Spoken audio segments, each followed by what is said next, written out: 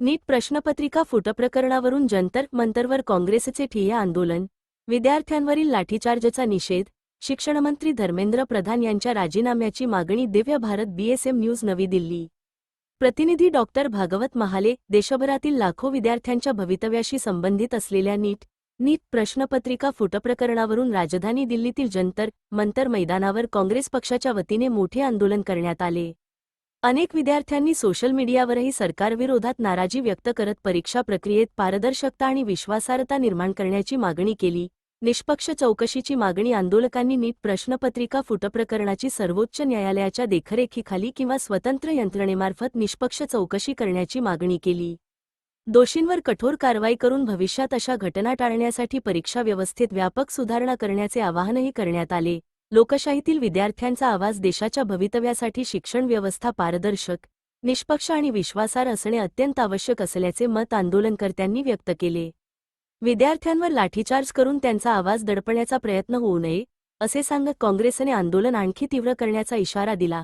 विद्यार्थ्यांच्या भवितव्याशी संबंधित प्रश्नांवर केंद्र सरकारने तातडीने सकारात्मक भूमिका घ्यावी, दोषींवर कठोर कारवाई करावी आणि परीक्षा प्रक्रियेवरील जनतेचा विश्वास पुन्हा प्रस्थापित करावा, अशी मागणी आंदोलनाच्या माध्यमातून करण्यात आली. देशभरातील विद्यार्थी, पालक आणि शैक्षणिक क्षेत्राचे लक्ष आता केंद्र सरकारच्या पुढील भूमिकेकडे लागले आहे. दिव्य भारत बीएसएम न्यूज प्रतिनिधी डॉक्टर भागवत महाले. विद्यार्थ्यांवर झालेल्या कथित लाठीचार्ज आणि मारहाणीचा तीव्र निषेध करत केंद्रीय शिक्षणमंत्री धर्मेंद्र प्रधान यांनी नैतिक जबाबदारी स्वीकारून तात्काळ राजीनामा द्यावा, अशी जोरदार मागणी या आंदोलनातून करण्यात आली. आंदोलनात काँग्रेसचे राष्ट्रीय अध्यक्ष मल्लिकार्जुन खरगे, लोकसभेतील विरोधी पक्षनेते राहुल गांधी, काँग्रेस महासचिव प्रियंका गांधी वाड्रा तसेच विविध राज्यांतील खासदार, आमदार, युवक काँग्रेस, एनएसयूआय आणि हजारो कार्यकर्त्यांनी सहभाग घेत ठिय्या आंदोलन केले. विद्यार्थ्यांच्या न्यायासाठी केंद्र सरकारविरोधात जोरदार घोषणाबाजी करण्यात आली.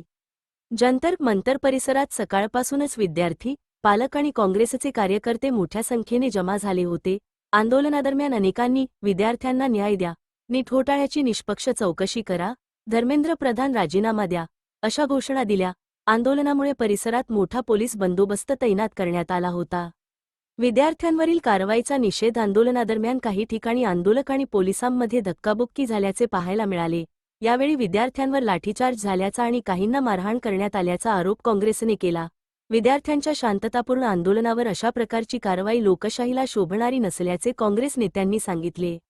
मल्लिकार्जुन खरगे यांचा सरकारवर हल्लाबोल. काँग्रेस अध्यक्ष मल्लिकार्जुन खरगे यांनी केंद्र सरकारवर निशाणा साधताना म्हटले की, देशातील विद्यार्थ्यांचे भविष्य धोक्यात आले आहे. परीक्षा व्यवस्थेवरील विश्वास कमी झाला असून सरकारने याची नैतिक जबाबदारी स्वीकारली पाहिजे. दोषींवर कठोर कारवाई करून विद्यार्थ्यांना न्याय मिळाला पाहिजे.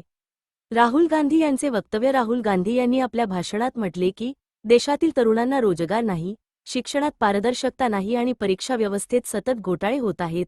सरकार विद्यार्थ्यांच्या प्रश्नांकडे दुर्लक्ष करत आहे. विद्यार्थ्यांचा आवाज दाबण्यासाठी लाठीचा वापर करणे हा लोकशाहीवरील आघात आहे. त्यांनी सरकारकडे नीट प्रकरणाची निष्पक्ष चौकशी करून दोषींवर कठोर कारवाई करण्याची मागणी केली. प्रियंका गांधी यांची प्रतिक्रिया. प्रियंका गांधी यांनी विद्यार्थ्यांना संबोधित करताना सांगितले की, विद्यार्थ्यांचे स्वप्न आणि मेहनत कोणत्याही परिस्थितीत वाया जाऊ देता कामा नये.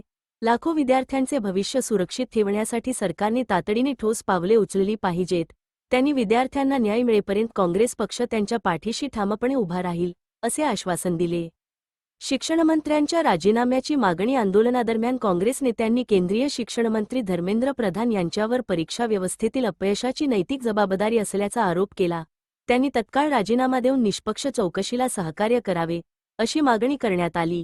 देशभरातून विद्यार्थ्यांचा पाठिंबा. दिल्लीतील आंदोलनाला देशातील विविध राज्यांमधील विद्यार्थी संघटनांनीही पाठिंबा दर्शविला.